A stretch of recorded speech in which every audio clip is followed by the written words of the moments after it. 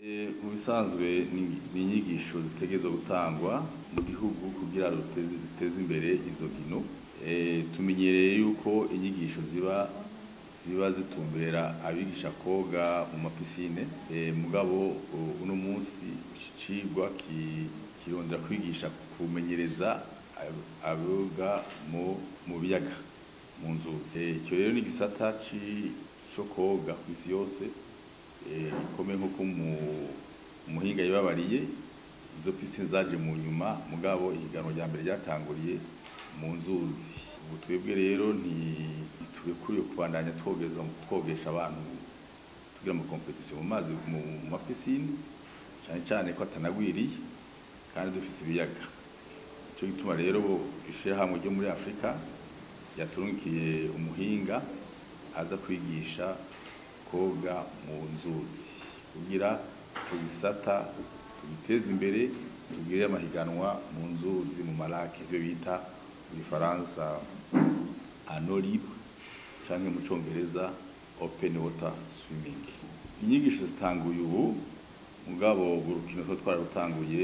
Ababikurikiraniye hafi barazi ko tugeze kugira ihiganwa hariya kuri plage ya Olympe Africa, kugira twagira ihiganwa muri lake ntoyi bita Dogodogo mu ntara ya Cibitoke. Ubu rero haje inyigisho kugira federation nke n'abahinga bazi koga. Hanyuma rero twe twamaze kuja mu higanwa ryo muri Afrika muri izo nyogo zo mu mazi. Twaragize umwaka uheze ihiganwa rya junior ryo muri Ile Maurice. N'uyu mwaka twaragize ihiganwa ryo muri Afrika muri Angola, aho twatwara abanonotsi babiri boga ibirometero 5. Twebwe twarahamagaje abashaka kwiga kumenyereza koga mu nzuzi, twanditse abaje, mugabo mu kubandika twarisunze ibyo twita abazi imbere y'abandi. Twafashe yuko abazi imbere y'abandi ari abo basore n'inkumi bahora boga, hanyuma abasanzwe bamenyereza hamwe n'abanyeshuri biga mu gisata cyo kwinonora imitsi. Nibo twaronse, urumva yuko duhamagaje nk'abo kumbura abangana na jewe batitaba, haca haza rero urwaruka abakiri bato. Imyiteguro igeze ahantu bigoye, mugabo hari nta kitagoye.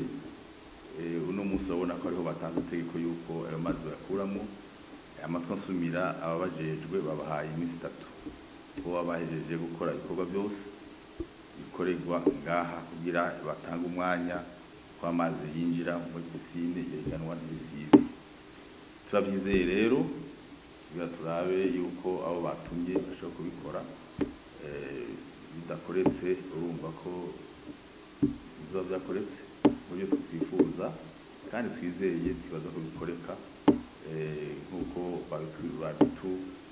babitwejeje yuko ibyo bikorwa bizokorwa mu minsi 3. Bikozwe mu minsi 3 hakizoba hasigaye kuko leta yatanze uburyo gutegura izo nkino. Twizeye ko bizogenda neza. Byaramaze kumenyesha ko bizoza, n'ibindi byaravuze ko bitazoza. Abavuze ko batazoza benshi bavuze yuko ari kijya kiza kivuga ku nkende. Mugabo nibaza ko hariho n'ibindi kuko turavugana, hari uburyo, hariho n'ihiganwa ry'isi yose twimirije bigoye kurifatanya n'izi nkino zacu. Igihugu c'u Burundi ko kitegura nuko imyiteguro y'ipisine kiriyemo kuko niho bahora bimenyereza. Mugabo uyu munsi turafise inama kugira dutore aho babandaniriza bimenyereza. Nta kibazo nibaza ko kihari, uburyo buhari.